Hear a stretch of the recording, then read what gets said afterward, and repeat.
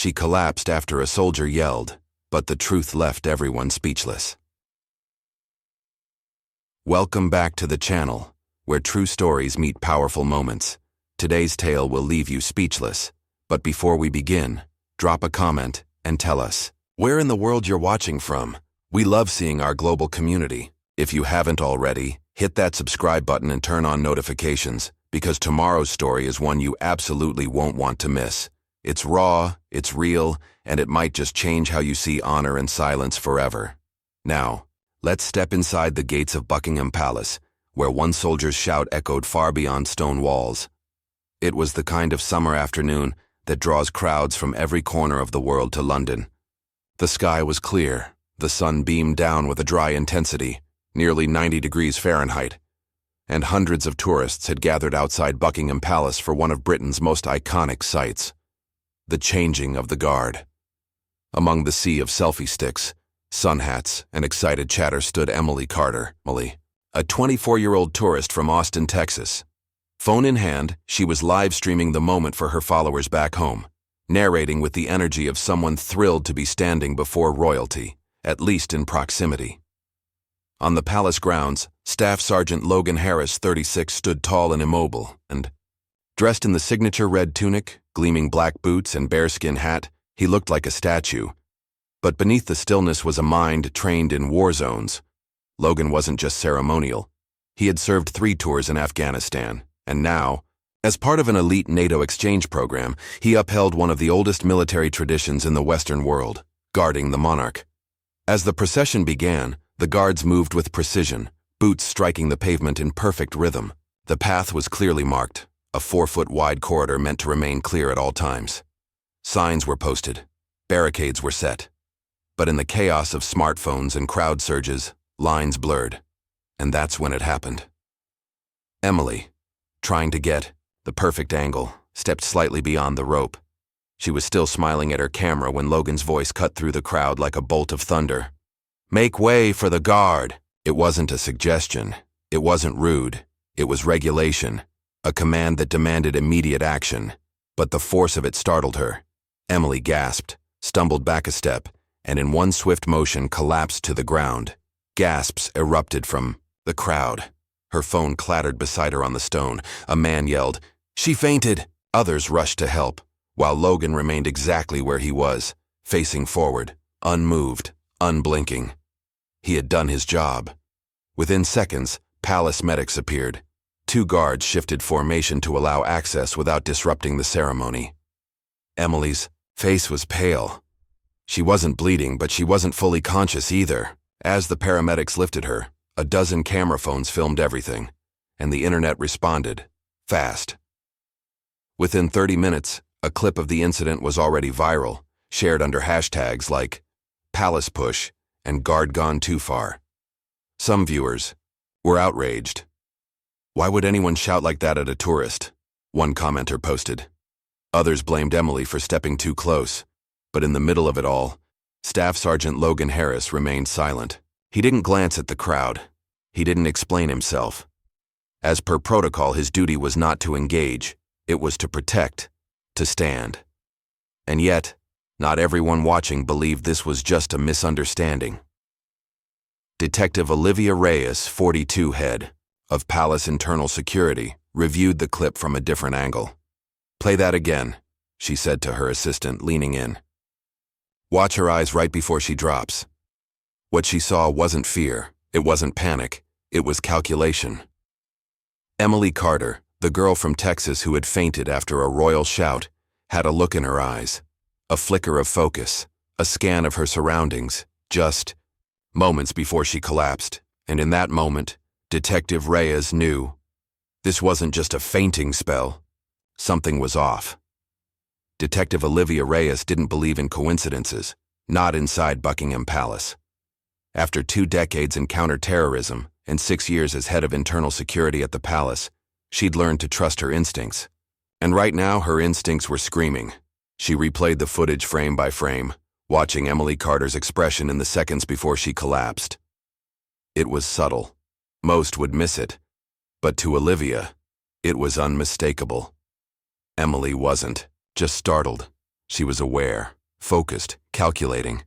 That wasn't the face of someone caught off guard. It was the face of someone waiting for a moment. "Zoom in," Olivia said, tapping the screen. Her assistant paused the video on a single frame. Emily, milliseconds before falling, eyes not on the guard, but scanning to her right, toward the palace wall. Olivia narrowed her gaze. That wasn't fear. That was coordination. She left the surveillance room and moved quickly down the narrow corridor to the on-site medical wing. Emily had regained consciousness, but was being kept for observation. Paramedics noted elevated heart rate, mild dehydration, but no sign of heat stroke or trauma. Nothing that would explain a sudden collapse, unless she'd induced it herself. Standing just outside the door, Olivia peeked through the observation window. Emily sat upright on the exam table, sipping water, expression blank.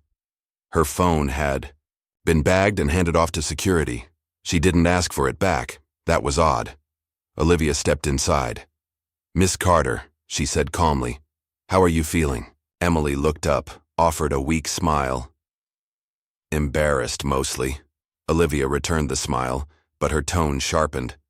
"You collapsed during an active security ceremony, disrupted an official military procession, and triggered a high-priority alert within palace grounds. That's more than embarrassing. That's dangerous." Emily's eyes narrowed for just a split second. Then she looked down at her hands. "I didn't mean to cause trouble. I didn't know I stepped over the line." "Funny," Olivia said, crossing her arms. "Our system flagged your name 5 minutes after you arrived. You've never been to London before, but you booked a hotel exactly 1 block away from the palace. You posted 3 days ago on Instagram about coming here for the shot of a lifetime. And yet, you weren't facing the guards when they marched. You were facing the side gate." Emily's jaw tensed. "I want to be very clear," Olivia continued. "You're not under arrest, but palace protocol allows us to detain and question any visitor who triggers a security anomaly. You understand?" Emily nodded. "Then you won't mind if we take a quick look through your belongings." Olivia didn't wait for permission. She signaled a security tech, who entered with gloves and Emily's small designer backpack. Within 60 seconds, they found what they were looking for. A tiny gray device, about the size of a car key fob, tucked into a seam inside the bag's inner lining. "What is this?" Olivia asked. Emily didn't answer.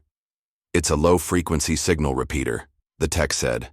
"Military grade. Can mimic local wireless nodes and piggyback onto encrypted systems. Used for listening mostly, but it can send too." Olivia looked at Emily again, this time not as a fainting tourist, but as a potential breach. "You weren't trying to film the guards," she said. "You were trying to distract them." Just then, Olivia's radio buzzed. "Ma'am," came the voice of an officer, breathless. "We have movement near the West Signal Hub. A male suspect, possibly armed, heading toward maintenance access." Olivia's expression hardened. She stepped toward Emily. "Stay here," she said coldly. "This just became more than a blackout. Your little performance may have been the opening act to something much bigger." She turned on her heel and moved fast. Because whatever was about to happen, she was now in a race against time. Olivia. Reyes moved quickly, her boots striking the stone hallway with purpose. The radio buzzed again in her ear. "Suspect has reached the lower access door," the officer said. "Security locks just engaged. He's trying to override." "Keep eyes on him," Olivia ordered. "Do not engage until I give the word." She turned a corner and tapped her wrist to unlock the biometric security panel leading to the palace's underground network, an area rarely visited by tourists, but vital to the building's digital core. This was where fiber optic lines ran, routers hummed, and signal repeaters kept the modern world connected under royal tradition. And now, someone was trying to get inside. As Olivia descended the steps, she pieced the story together in her head. Emily. Carter's fall had never been about panic. It was a diversion, calculated to the second, triggered by Logan Harris's regulation shout, all to draw attention to the front. Meanwhile, her partner made his move from the flank. In the security feed, the man had appeared to be a tourist. Cargo shorts, baseball cap, mirrored sunglasses. But the way he walked, head slightly down, always at the edge of crowd lines, too purposeful. She reached the bottom of the stairwell and unlocked the door to the West Maintenance Corridor. "Status?" she asked. "Target is at panel 4B, attempting physical override," her team lead replied. "Hold positions. We go silent. From here." Olivia moved like she had on dozens of foreign assignments. Quiet, alert, steady. Her sidearm remained holstered, but her hand hovered close. Just ahead, down the corridor dimly lit by service bulbs, she saw him. He knelt beside a locked panel, screwdriver in hand, prying at the keypad. A small black device, no larger than a deck of cards, sat beside him. It blinked red. That was no ordinary signal repeater. That was a signal bridge, capable of intercepting and rerouting data traffic. If connected to the right line, it could act as a phantom server, silently siphoning royal communications in real time. She raised her voice, calm but firm. "Step away from the panel. Hands where I can see them." The man froze. Then, slowly, he turned. He wasn't startled. He wasn't afraid. His smile was slight, calculating, like he had already accounted for this. "I was just looking for the restroom," he said with an American accent, light and mocking. "Wrong building," Olivia replied, taking a step closer. "Wrong country," she nodded toward the device. "You want to explain what that is?" "Power bank," he said. "Right," Olivia replied, "and I'm the Queen of Denmark." Suddenly he lunged, not at her but toward the blinking device. Olivia reacted instantly. With one motion, she kicked it across the floor, sending it skidding under a utility cabinet. The man tried to follow, but before he could reach it, two officers tackled him from the side. He hit the ground hard, arms pinned. The illusion of a casual tourist shattered. "Secure him," Olivia said, "and bag that device. We'll analyze the firmware later." As her team cuffed the intruder and readied for extraction, Olivia let out a slow breath. This had almost worked. All of it. The fainting girl, the camera flashes, the crowd control, had been designed to give this man exactly 2 minutes of access to one panel. And it might have worked too, if not for one thing. A shout, regulated, timed, sharp, a guard doing exactly what he was trained to do. She tapped her. "Radio. Logan Harris still on post?" "Yes, ma'am," came the reply. "Good," she said. "Don't move him an inch. That man just saved the palace." Upstairs, the palace returned to its usual hum. Tourists snapping photos, guards resuming formation, and staff moving briskly but calmly behind the scenes. But beneath that polished surface, the heart of Buckingham was racing. Olivia Reyes stood in the security command room, staring at the live feed from panel 4B. The device had been recovered and was now sealed inside a lead-lined transport box, on its way to a military-grade forensics lab just outside London. The man who tried to deploy it, in custody, silent, lawyered up, and so far unwilling to speak. But Olivia didn't need a confession. The evidence was clear. This wasn't amateur work. This was a high-level breach attempt, planned with precision and dangerously close to succeeding. She turned to the technician beside her. "Any luck tracing the data signature?" The young analyst shook his head. "It was designed to self-wipe the moment connection failed. But we caught a half-ping to an offshore server. Untraceable. Could have been routed through 5 countries by now." Olivia exhaled. She hated dead ends. Still, something gnawed at her. Emily Carter hadn't acted alone, and the man in the maintenance corridor hadn't been the mastermind. This was bigger. She pulled up Logan Harris's body cam footage. Guards were always equipped during ceremonial duty, though rarely did the footage yield anything useful. But this time, it was different. The moment of the shout. Logan's voice, sharp, commanding. Then the reaction. Emily didn't drop immediately. There was a beat, a glance.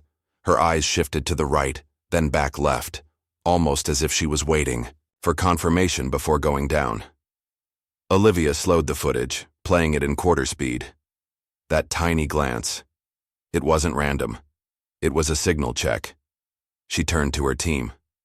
Pull crowd surveillance from Gate 2 at the same timestamp. Someone was watching her. An analyst nodded, fingers dancing over the keyboard. Running facial recognition now. Hold on. A still frame popped up. A man, mid-30s, wearing a royal tour guide uniform. Tall, fit, sunglasses, clipboard in hand. But Olivia knew the palace's licensed guides. She had approved every one of them. I don't recognize him, she said. Pull his face through Interpol. Seconds later, a result hit the screen. Marcus Vrolin, 37, Belgian national. Suspected ties to a tech espionage group known for targeting embassies and defense systems across Europe. Never convicted, never caught, until now. Get his image out to Heathrow, Gatwick, and every exit point in the city, Olivia barked. He's our third link. We cut this off before it spreads. Just then her radio clicked. Ma'am, the American girl, Emily Carter. She's gone. Olivia froze. Say that again. She was being transferred to holding for questioning, but when we opened the exam room, she was gone. Window was cracked open. Security cam outside was disabled. Olivia's blood ran cold. A silent breach. From within, she had underestimated Emily. The collapse, the timing, the role. She had played them all perfectly. And while Olivia's team chased one player and bagged the hardware, the real operative had slipped through their fingers. For now, she turned toward the screen showing Sergeant Logan Harris, still on post, still motionless beneath the sun. A single thought came to her. If Logan hadn't shouted exactly when he did, the breach would have gone undetected. The device would have transmitted silently for hours. The palace could have been compromised at the deepest levels. A single shout. That was all it took to disrupt a plan years in the making. Olivia walked to the comms panel, clicked the secure line, and spoke plainly. Find me Harris. When his shift ends, I want him debriefed. That man didn't just guard the gates today, he blocked an entire war. When Staff Sergeant Logan Harris finally stepped off duty that evening, he had no idea the palace was buzzing because of him. He walked into the debriefing room still in uniform, red tunic drenched in sweat, boots dusted with stone, face unreadable, beneath the weight of hours spent motionless under the sun. He didn't ask why he'd been called in. He didn't need to. A soldier always knows when something's off. Detective Olivia Reyes stood at the head of the room, arms crossed, flanked by a panel of high-ranking palace officials and security officers.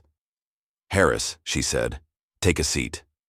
He didn't. He stood at attention. I'd like to understand, she continued. What made you shout when you did? Logan didn't blink. Protocol, ma'am. The subject was obstructing the guard's path. I gave the standard verbal warning. That, I understand, she replied. What I'm asking is, why did you hesitate a second longer than usual? The room went quiet. Logan's jaw tightened. Ma'am? Olivia tapped a remote, and footage played behind her. Logan's body cam slowed down. The moment of the shout. The second of pause before Emily Carter collapsed. You waited.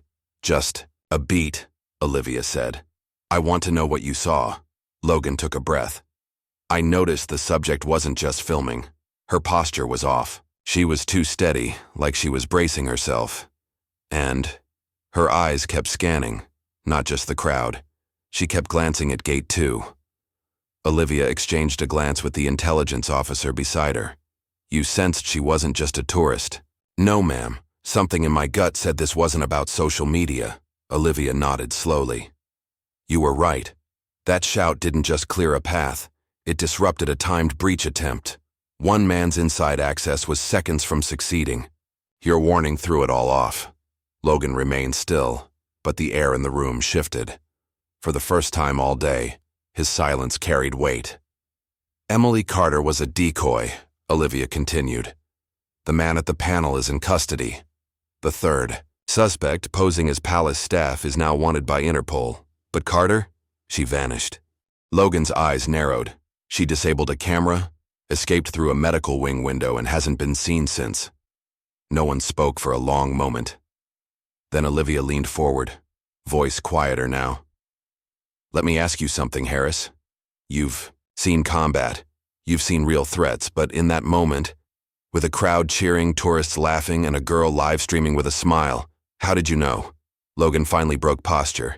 He sat down, leaned forward, elbows on his knees. There's something combat teaches you, ma'am, he said. Enemy fire's easy to hear. What's harder is noticing the silence that comes before it. That moment when the world feels just a bit too still. He paused. She didn't flinch when I stepped forward. She didn't stumble until her timing was perfect. That wasn't fear. That was a tactic. Olivia nodded slowly. You understand that shout may have saved lives. The palace's internal systems were nearly compromised. It's not just government data. It's royal security, MI5 back channels, foreign embassy intel. If they'd gotten through, Logan finished her sentence, the ripple would have hit 5 countries. Exactly, she said. She turned to the room. Gentlemen, this man followed every rule. He did what he was trained to do, but more than that, he read the moment. He saw what we couldn't. And because of that, a silent attack on this nation was stopped in its tracks. Logan looked up, calm as ever. I was just doing my job, ma'am. Olivia smiled for the first time that day. No, Sergeant. Today, you did more than that. What would you have done in Sergeant Logan's position? Would you have noticed the subtle signs, the steady posture, the scanning eyes, hidden beneath a smiling face in a crowd? Or would you have dismissed it like the rest of us, assuming it was just another tourist with a phone? We want to hear from you. Drop a comment below and tell us what you think. Was Logan's shout just a lucky break, or the result of years of combat-honed instinct? Did Emily Carter plan her roll down to the second? Or was there someone else pulling the strings from the shadows? And most importantly, do you believe modern-day ceremonial soldiers should be more than symbols? Should they be trained to react in moments like this, not just for tradition, but for real national security? Let us know where you're watching from, and what part of this story hit you the hardest. Was it the quiet heroism, the unraveling of a hidden plan, or the moment when duty outshouted doubt? Your insights shape this channel, and your voice deserves to be heard. So go ahead, scroll down, and let's talk about honor, instinct, and what it really means to stand still when the world is moving fast.